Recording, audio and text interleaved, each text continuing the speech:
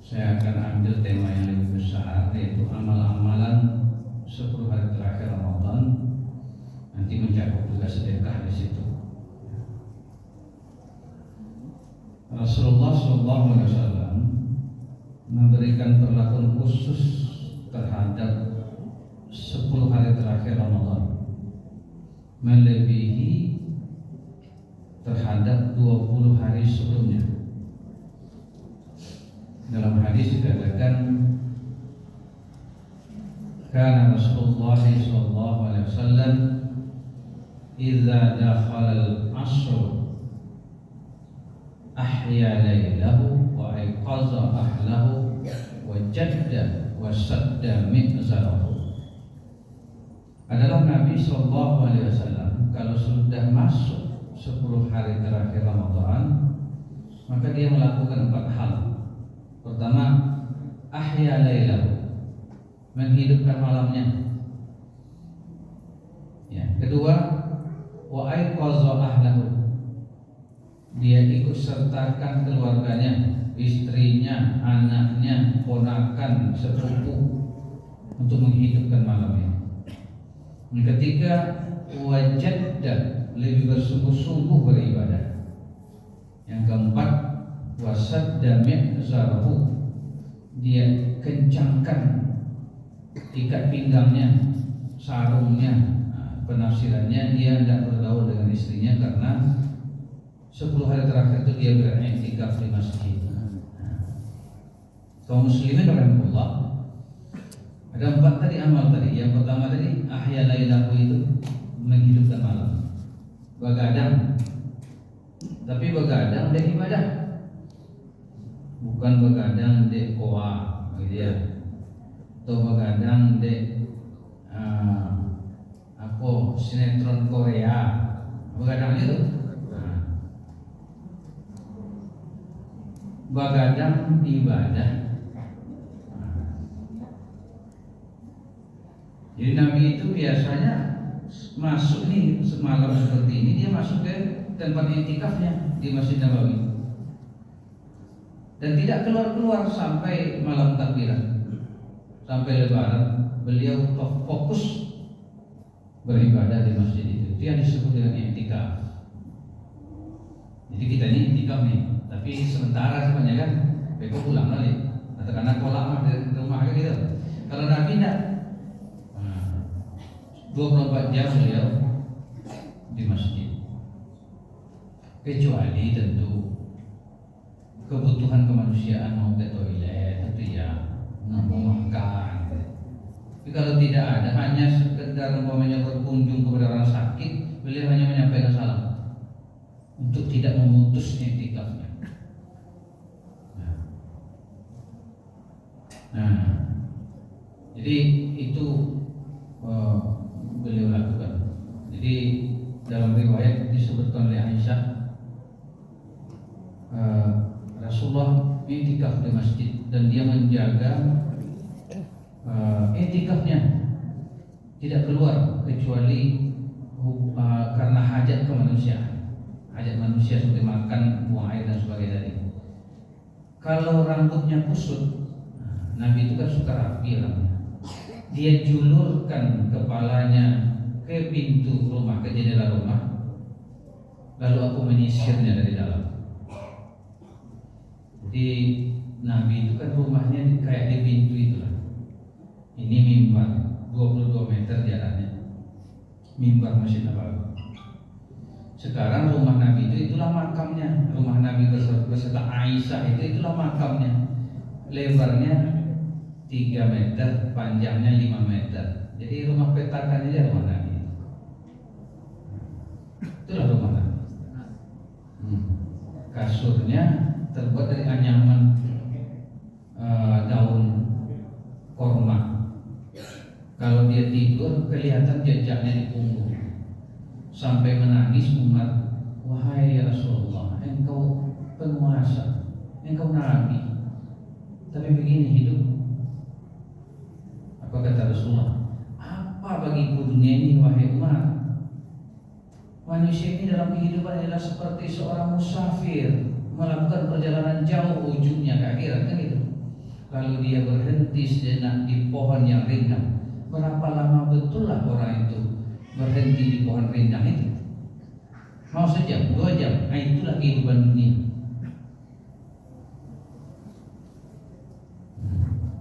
Makanya itulah rumah Nabi. Jadi Nabi tidak mau memutuskan itikaf, dia julurkan kepalanya sisir. Nabi itu pertama orangnya rapi ya.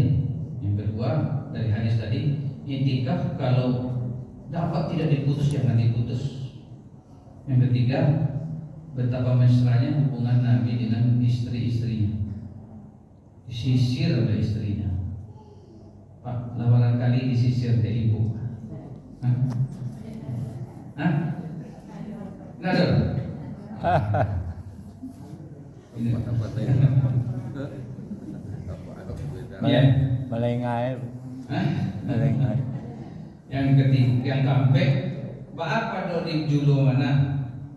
Mengandak bawa sisir. Namun di kokon nado waktu itu boleh. Sisir kadang-kadang letak di kamar. Itu. Nabi itu rambutnya sebahu. Agak kusut tak sama hati. Jadi dia itu orang rapi, ganteng lagi, wangi. Bawa minyak wangi dan. Jadi secara fisik penampilan wanita mau tertarik sama dia. Gitu. Oke. Itu yang dikatakan ahya lailahu. Di situ ada otak itikaf. Ada. Oh ya, alhamdulillah. Saya tadi dengan jamaah di kompleks saya sudah bilang kita itikaf mulai tadi malam nanti malam. Ya. Untuk apa itikaf itu? Supaya tadi ahya lailahu, kemudian wasadda wajadda, bersungguh-sungguh beribadah. Bersungguh-sungguh beribadah. Kalau di rumah macam-macam yang teringat nanti kan, makan lah, ngantuk lah, ya kan? Takkan lo resep kue, baju bolong kayak kue, kan? Akhirnya yang malam qadar 1000 malam itu kan berapa? Apa yang mau dikalikan 1000 malam? Apa yang kita lakukan malam ini? Sholat kali 1000 malam, 1000 bulan pahalanya. Tadarus kali 1000 bulan. Apalagi taklim, diskusi keilmuan kali 1000 bulan. Apalagi membuat kue kali 1000 bulan. Main domino kali 1000 bulan. Nah itu. Jadi berkah pahala hanya bisa diraih dengan amal. Sebanyak apapun pahala yang disediakan Allah di Ramadan, tidak dikail dengan amal, tidak dapat satu pun. Tidak dapat satu. Makanya kata Nabi, barang siapa yang telah selesai Ramadan tak dapat dia satu pun rahmat Ramadan, berarti dia telah diharapkan Allah mendapat rahmat. Lah itu obralnya pahala. Ya, angin onde-onde cie ke orang waktu buku dapat pahala, sekarang pahala orang nama puasa tadi. Tapi dikurangi pahala dia, itu yang sedekah tadi kan. Di waktu malam-malam Ramadan, terutama 10 malam terakhir, Nabi itu sangat dermawan. Jadi kalau dalam hadis, Nabi itu orang yang dermawan, dan puncak kedermawanannya adalah terjadi ketika datang Jibril bertadarus dengan dia. Jadi kalau awak tadarus sesama awak, kalau Nabi itu dengan Jibril untuk menguatkan hafalan Nabi, menguatkan pemahaman Nabi terhadap ayat-ayat Al-Quran. Ketika datang Jibril itu mereka tadarus, Nabi itu lebih dermawan lagi, dan ketika ada orang yang meminta, dia akan memberi lebih cepat daripada angin yang berhembus. Gitu. Aku masuk itu tema sedekah. Sedekah itu apa artinya? Sodakoh, membenarkan. Siddiq, Abu Bakar Siddiq dia. Apa artinya? Sedekah itu membenarkan keimanan, mewujudkan keimanan dalam bentuk berbagi. Itu. Jadi iman kita tidak lengkap, tidak sempurna, dipertanyakan Allah kalau tidak mau berbagi. Kikir berbagi. Ara'aital ladzi yukadzibu bid-din, tahukah kamu pendusta agama? Fadzalika alladzi yad'u al-yatim. Itulah orang yang menghardik, tidak berkasih sayang dengan anak yatim. Wala yahuddu 'ala ta'amil miskin, dan tidak berinisiatif membantu orang miskin, berbagi hartanya dengan orang miskin. Kalau tidak punya harta, mencari orang yang berharta untuk membantu orang miskin. Itu maksudnya. Jadi kata Nabi lagi, laisa bimu'minin man bata syab'ana wa jaruhu ila jammihi ja'i'. Tidak sempurna iman kamu yang bisa saja dia tidur kenyang sementara tetangganya lapar. Tidak beriman orang. Nyaman dia, rumahnya besar, nyaman, AC, fasilitas mewah, tetangganya hujan hari ketirisan. Bisa dia berlebih hartanya membantu, tidak membantu. Nah, itu tidak sempurna iman orang. Tidak sempurna iman kamu yang bisa menyekolahkan anaknya di sekolah-sekolah mahal sampai ke luar negeri, gelarnya berderet, tapi tetangganya diputus sekolah anaknya gara-gara tidak bisa bayar uang sekolah, uang kuliah. Dia biarkan begitu, tidak beriman.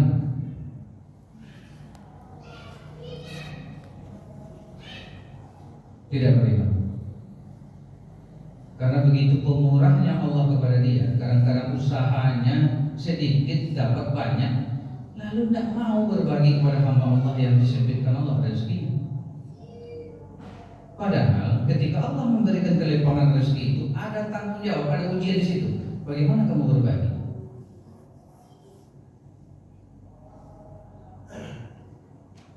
Jadi tentang harta ini kata Nabi ya, kamu sedekahkan hartamu lebih baik daripada kamu menyimpannya, yang justru akan berbahaya bagi kamu, kecuali untuk sekedar keperluan. Artinya saving untuk biaya sekolah, saving untuk biaya rumah sakit, saving untuk membayar KPR rumah. Nah, itu ya, itu boleh. Tapi sudah lengkap semua kebutuhan, lalu ratusan juta, miliaran duit kita di deposito, di tabungan, tidak disedekahkan, itu bahaya. Itulah yang akan dipertanggungjawabkan nanti. Bahaya. Kalau begitu keadaan kita sedang kena penyakit cinta harta. Kalau orang cinta harta, dua gejala utamanya. Pertama, dia akan berusaha mencari harta itu sekeras-kerasnya. Pagi-pagi pulang menjelang pagi, tidak sempat datang ke masjid, tidak sempat datang ke royong, tidak sempat datang barale orang. Sibuk mencari dunia. Itu orang yang dikuasai harta. Yang kedua, kikir berbagi. Itu gejala orang yang dikuasai harta. Padahal kata Nabi, manusia itu terobsesi dengan hartanya. Padahal tidak ada yang akan menjadi miliknya, menjadi rezekinya dari harta yang dikumpulkannya itu kecil ketiga. Yang dia konsumsi makan, yang dia makan peninian, yang dia makan, ya. Lalu habis. Yang dia pakai lalu lapuk. Yang dia sedekahkan lalu disimpan oleh Allah untuk diberikan berlipat-lipatan dari akhirat. Hanya 3 itu yang milik kita, yang lain tidak. Yang lain tidak. Jadi yang gak punya waktu apa ya? Yang dimakan jadi busuk, yang dipakai jadi lapuk, yang disimpan sedekahkan untuk hari Esok 3 itu yang punya waktu. Yang tersisa itu milik orang kalau kita meninggal. Makanya kata Nabi kepada sahabat, kamu lebih mencintai harta itu menjadi milikmu atau menjadi milik ahli warismu? Tentu untuk kami ya Rasulullah, untuk ahli waris kami. Kalau kamu sedekahkan itu menjadi milikmu. Kalau kamu tinggalkan itu menjadi milik ahli warismu. Pahala juga untuk ahli waris kan pahala. Tetapi kita kan ada tanggung jawab sosial diberikan oleh Allah. Nah, kadang-kadang kita sadar tapi tidak seimbang. Dan untuk busuk makan ke restoran beratusan ribu. Dan untuk lapuk balik pakaian ratusan ribu, kadang jutaan. Yang untuk esok datang ke tidur, engkau biti barang masuk. Nah, biti barang ada yang buka. Kan tidak seimbang tuh. Padahal yang kemilih awal itu apa? Menari esok. Maka itu kata tadi, rugilah orang yang menyimpan hartanya. Diberi Allah kesempatan bersedekah, berinfak untuk hari depan, untuk hari esok, untuk akhirat. Dia tergoda dengan penguasaan harta itu. Allazi jama'a malahu wa 'addada. Orang yang mengumpulkan harta dan menghitung-hitungnya, itulah penyakit itu. Mengumpulkan harta, lah 1 miliar, cari lagi 2 miliar. Anda kebuai itu dong, cari lagi 3 miliar. Tanya kawan, ambillah 5 miliar, cari lo dia. Berlomba-lomba dengan dunia, tapi dunia itu sama sekali tidak menolongnya, baik dunia maupun akhirat. Justru dunia itu akan menjadi perkara bagi dia ketika Allah menegakkan pengadilan. Harta ini dari mana dan kamu gunakan untuk apa? Tahu Bapak Ibu, definisi syukur yang paling mudah dipahami. Kalau setiap harta kita ditanya oleh Allah ada manfaatnya, itu namanya syukur. Kalau nanti ketika ditanya Allah tergagap kita menjawabnya, tidak bersyukur. Tanya, harta itu apa? Untuk nafkah anak istriku ya Allah. Percaya ya Allah, untuk nafkah anak istri. Apalagi untuk sumbangan ke masjid Darul Jannah, surau Darul Jannah. Percaya diri yang menjawab. Tapi kalau awak pakai untuk beli narkoba, minuman keras, lain tak jawab nanti dikira. Lain percaya diri yang menjawab. Itu tidak bersyukur.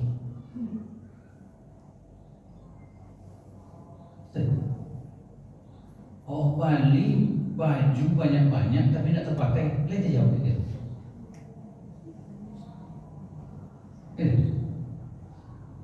Bali tanah sekian hektar terlantar begitu saja. Sementara ada petani penggarap payah mencari tanah yang akan digarap, awak terlantar aja begitu. Kita jawab begitu. Mana yang tidak disuruhnya menggarapnya?